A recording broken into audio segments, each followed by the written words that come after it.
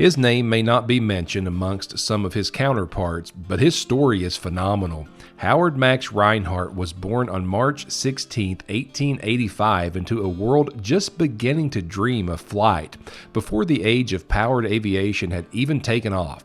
Reinhardt was already preparing to become one of its boldest champions, from flight instructor to aircraft designer to, yes, Amazon explorer. His life tells the story of an era when the sky was no longer the limit, it was just the starting line. Reinhardt's aviation journey began around 1909 when he became a flight instructor at the Wright Brothers Flying School, yes, those Wright brothers, in Dayton, Ohio.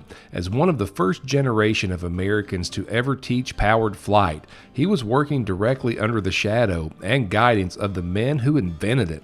In 1916, he moved to New York, where he trained new pilots in the Wright Model B, continuing the spread of the Wright legacy and the dreams of aviation across the country.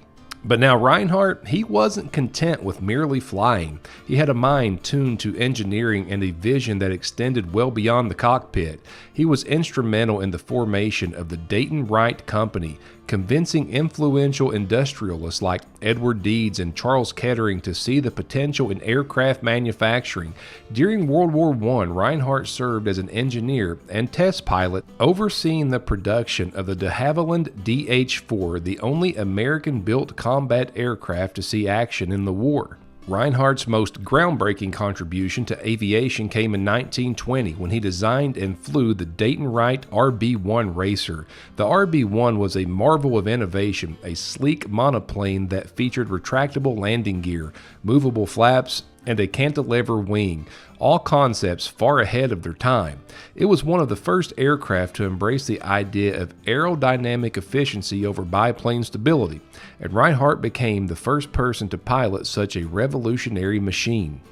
Now, his life, it also included moments of risk and resilience. Reinhardt flew as an exhibition pilot, sharing the thrill of flight with awestruck crowds and also surviving near-fatal crashes. Like the time his plane flipped mid-air in Virginia, ejecting him during the fall. Remarkably, he survived. He even flew briefly for Pancho Villa in Mexico during a turbulent chapter of early 20th century revolution and conflict, a testament to the era's chaotic, fast-shaped, and yes, often dangerous aviation landscape. Howard Max Reinhardt passed away having witnessed flight evolve from fragile wood and fabric biplanes to supersonic jets and, hey, even space-bound rockets. His legacy lives on not in the headlines, but in the very bones of modern aviation. Retractable gear, streamlined designs, and the concept of efficiency in the air. These ideas all took shape in part because of his work. Though not as widely remembered as some of his contemporaries, Reinhardt's fingerprints are all over aircraft as we know it today. He is laid to rest here in Dayton Memorial Park Cemetery. And you know, his name isn't mentioned among some of the giants in aviation, Wright brothers, things like that, but I think it's important to tell his story, even though he wasn't right there on the headlines. This guy was making waves behind the scenes. I hope you enjoy the story of Mr. Reinhardt. Now, if you've enjoyed this journey through history, then I invite you all to take it a step further with my new book, The Journey to Whit Docks. It's a behind-the-scenes look at how this channel came to be, from forgotten cemeteries and family roots to the wild stories and misadventures that didn't make it into the videos.